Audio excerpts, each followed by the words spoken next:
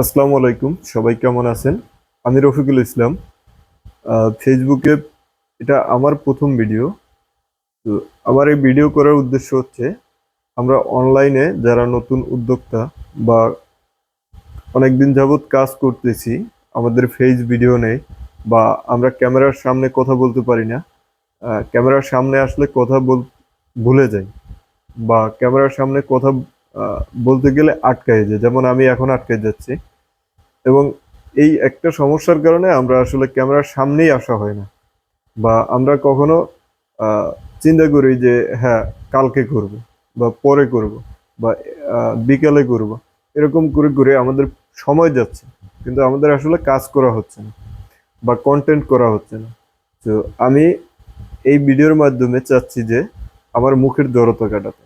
তো আমার কোথায় কোথায় ইমপ্রুভ করা দরকার, বা এটা প্রথম ভিডিও হিসেবে কেমন হয়েছে জানাবেন। আসসালামু আলাইকুম।